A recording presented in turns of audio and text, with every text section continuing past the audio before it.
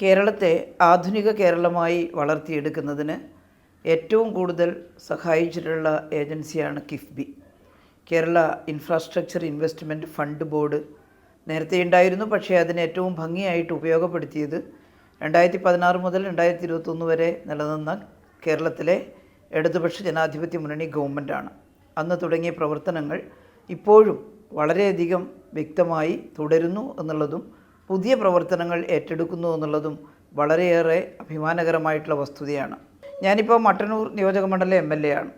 എൻ്റെ കോൺസ്റ്റിറ്റ്യുവൻസിയിലും നിരവധി പ്രവർത്തനങ്ങൾ കിഫ്ബി സഹായത്തോടു കൂടി ചെയ്യാൻ സാധിക്കുന്നുണ്ട്.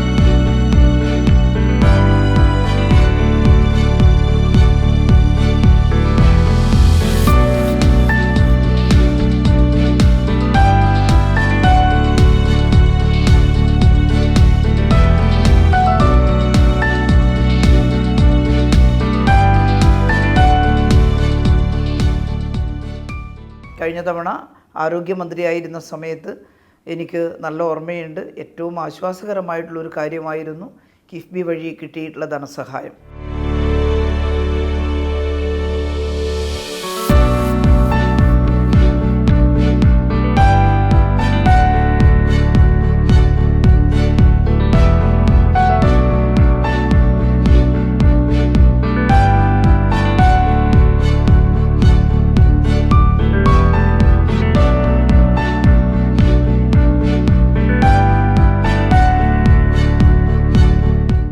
നമ്മുടെ ഗവൺമെൻറ് ഹോസ്പിറ്റലുകൾ നിറയെ ആളുകൾ വരുന്ന ഒരിടമാണ്. പക്ഷേ ആവശ്യമായ ഇൻഫ്രാസ്ട്രക്ചർ ഉണ്ടായിരുന്നില്ല, നല്ല കെട്ടിടങ്ങൾ ഉണ്ടായിരുന്നില്ല, ലാബുകൾ ഉണ്ടായിരുന്നില്ല, നല്ല തിയേറ്ററുകൾ ഉണ്ടായിരുന്നില്ല, ഓപ്പറേഷൻ തിയേറ്ററുകൾ. അപ്പോൾ ആധുനികമായിട്ടുള്ള അത്തരം സംവിധാനങ്ങൾ ഉണ്ടാക്കുന്നതിനും ഏറ്റവും ആധുനികമായിട്ടുള്ള ഉപകരണങ്ങൾ വാങ്ങിക്കുന്നതിനും കിഫ്ബി മുഖാന്തരം നമുക്ക് വായ്പ ലഭിച്ചിട്ടുണ്ട്. അതിൽ മെഡിക്കൽ കോളേജുകൾക്ക് 500 കോടി മുതൽ 750 കോടി വരെയുള്ള പ്രവൃത്തിക്കാണ് ഭരണാനുമതി ലഭ്യമായത്. തിരുവനന്തപുരം മെഡിക്കൽ കോളേജിന് 750-ലേറെ കോടി രൂപയുടെ പ്രവൃത്തിക്കാണ് ഭരണാനുമതി ലഭ്യമായത്. ഓരോ മെഡിക്കൽ കോളേജിൻ്റെതും പറയുന്നില്ല. അതുപോലെ താലൂക്ക് ആശുപത്രികൾ, ജില്ലാ ആശുപത്രികൾ, കണ്ണൂർ ജില്ലാ ആശുപത്രിക്ക് 100 കോടി രൂപയുടെ വർക്കാണ് നമുക്ക് കിട്ടിയത്. ആ കൂട്ടത്തിൽ ഒന്നായിരുന്നു മട്ടന്നൂർ സ്പെഷ്യാലിറ്റി ഹോസ്പിറ്റലും. 100 കോടിയുടെ ഒരു പ്രവൃത്തിയാണത്. ആദ്യഘട്ടത്തിൽ തന്നെ 67 കോടിയുടെ പ്രവൃത്തിക്ക് ഭരണാനുമതി ലഭ്യമാവുകയും അതിൻ്റെ പ്രവൃത്തി ആരംഭിക്കുകയും ചെയ്തിട്ടുണ്ട്.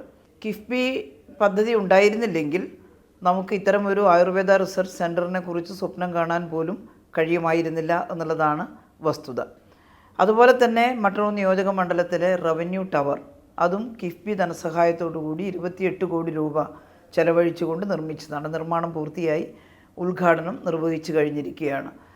മട്ടന്നൂരിലെ എല്ലാ ഭരണസ്ഥാപനങ്ങളും ഒരുമിച്ച് ഒരു കുടക്കീഴിൽ വരുന്നു എന്നുള്ളതാണ് ഇതിൻ്റെ ഏറ്റവും വലിയ പ്രത്യേകത. അതും എല്ലാവിധ ആധുനിക സജ്ജീകരണങ്ങളോടും കൂടി ഒന്നായിട്ടാണ് റവന്യൂ ടവറിൻ്റെ നിർമ്മാണം പൂർത്തിയായിരിക്കുന്നത്.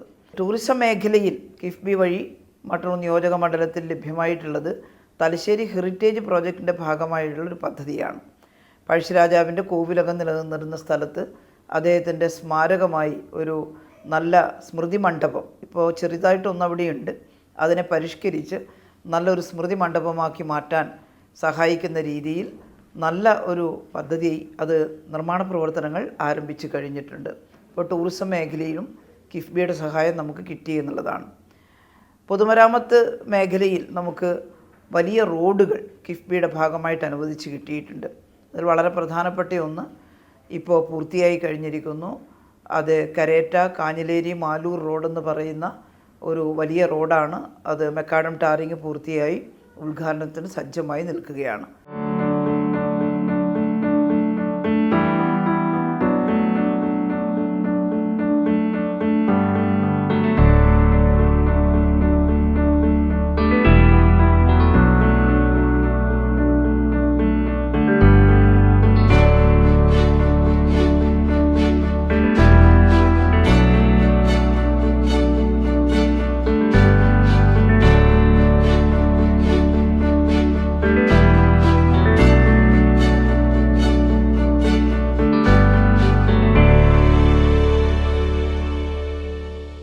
തൊട്ടടുത്ത് തന്നെ ഈ വമ്പടി റോഡ്, അതിൻ്റെ നിർമ്മാണം മട്ടന്നൂർ നഗരസഭയും അതുപോലെ തന്നെ അടുത്ത പഞ്ചായത്തുകളൊക്കെ ആയിട്ട് ബന്ധിപ്പിക്കുന്ന റോഡിൻ്റെ നിർമ്മാണവും ഏകദേശം പൂർത്തിയായി കൊണ്ടിരിക്കുകയാണ്.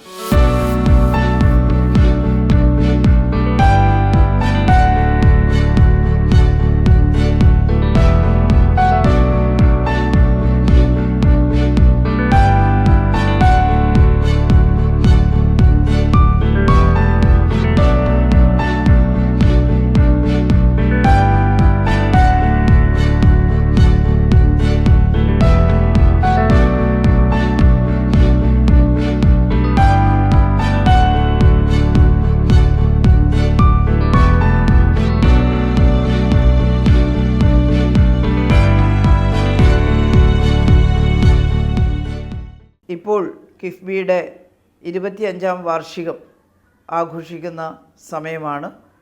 എന്നാൽ ഈ കഴിഞ്ഞ 8 വർഷക്കാലം കൊണ്ട് കിഫ്ബി മുഖാന്തരം നടത്തിയ പ്രവർത്തനങ്ങളാണ് എടുത്തു പറയത്തക്ക പ്രവർത്തനങ്ങളായിട്ടുള്ളത്. കിഫ്ബിക്ക് എല്ലാവിധത്തിലുള്ള ആശംസകളും അർപ്പിക്കുന്നു. ഇതിൻ്റെ ഭാഗമായിട്ട് പ്രവർത്തിച്ചിട്ടുള്ള 100 കണക്കിന് ഉദ്യോഗസ്ഥന്മാരും ജീവനക്കാരും ഒക്കെയുണ്ട്. വളരെ ഭംഗിയായി. അതുപോലെ തന്നെ ധനകാര്യമന്ത്രിമാരുണ്ട്. അവരുടെ നേതൃത്വത്തിലാണ് ഈ കാര്യങ്ങളെല്ലാം നടക്കുന്നത്. നേരത്തെ തോമസ് ഐസക്, ഇപ്പോൾ ശ്രീ KM ബാലഗോപാൽ, ഇവരുടെയൊക്കെ നേതൃത്വത്തിൽ നടക്കുന്ന ഈ വലിയ പ്രവർത്തനം കിഫ്ബിയുടെ CEO ആയിട്ടുള്ള ശ്രീ KM അബ്രഹാം അടക്കമുള്ള കിഫ്ബിയുടെ ഉദ്യോഗസ്ഥർ, അവരെല്ലാം വളരെ സ്തുത്യർഹമായ പ്രവർത്തനമാണ് നടത്തിയത്. കിഫ്ബിക്ക് എല്ലാവിധത്തിലുള്ള ആശംസകളും നേരുന്നു. രജത ജൂബിലിയിൽ കിഫ്ബി ഉറപ്പാക്കുന്നു ധനലഭ്യത, ഗുണനിലവാരം, സമയക്രമം.